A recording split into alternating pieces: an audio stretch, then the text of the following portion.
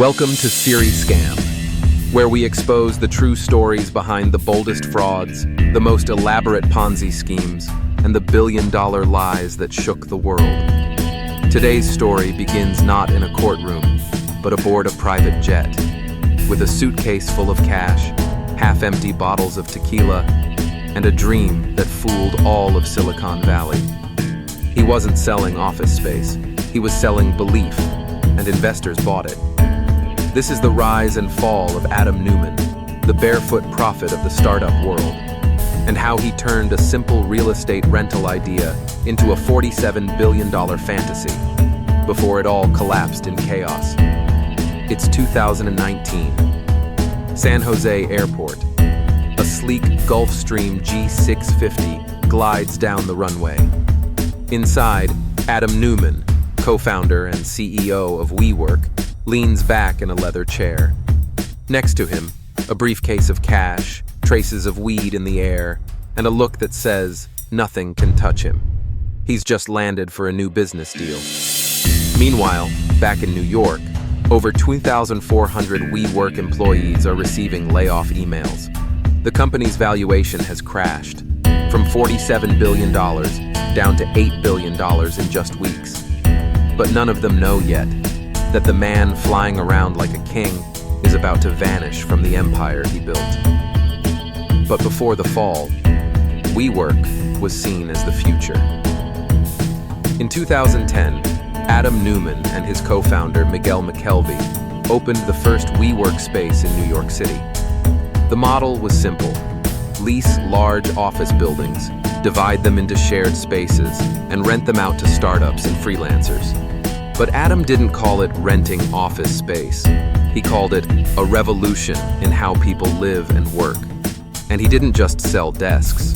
He sold purpose, culture, community, a spiritual mission. And he embodied it, walking barefoot through the halls, quoting philosophers, preaching about human connection. Meanwhile, Miguel, with a background in architecture, designed spaces so beautiful that entrepreneurs fell in love at first sight. Investors couldn't resist. Benchmark Capital invested $17 million.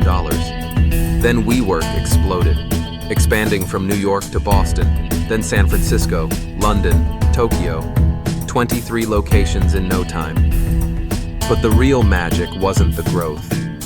It was the faith. Adam Neumann wasn't just building a business, he was building a religion. Employees stood and clapped whenever he spoke. Investors listened like disciples.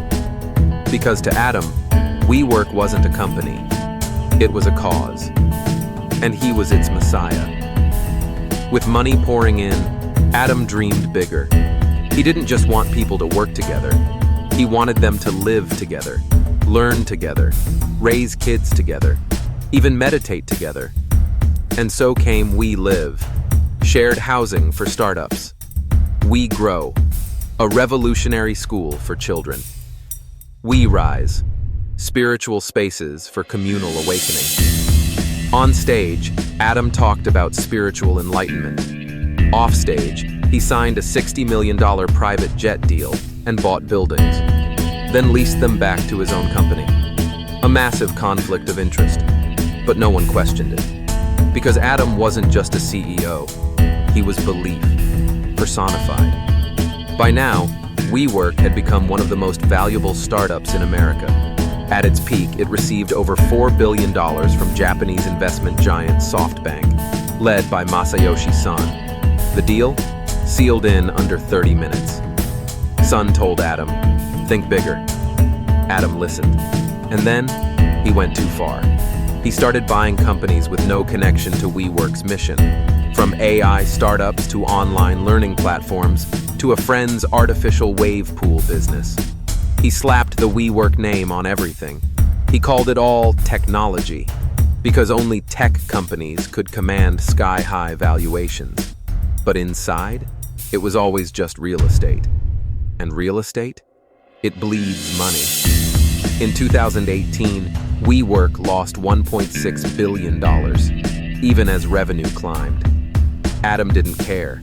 To him, it wasn't a loss. It was an investment in the future. After all, when you control the story, you control the money. But you can't control Wall Street. In 2019, WeWork announced its plan to go public, and that's when everything unraveled. The IPO filing revealed secrets Adam had kept hidden: massive losses, chaotic leadership, and a CEO who quietly cashed out over $700 million before the IPO. The media pounced. Investors panicked.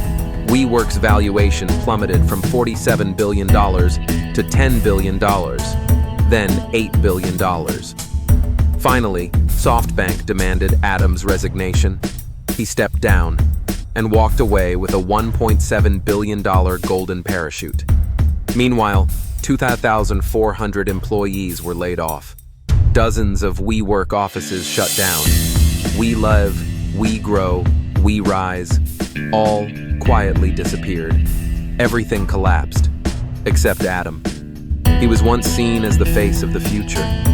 Now, he's a cautionary tale about how charisma, confidence, and a captivating story can manipulate billions of dollars and vanish as if nothing ever happened. And that, perhaps, is the greatest scam of all. Thanks for watching the first episode of SERI SCAM. If you believe these stories need to be heard, leave a comment, share this video, and subscribe. We'll keep exposing the scams that shook the world. This is not financial advice.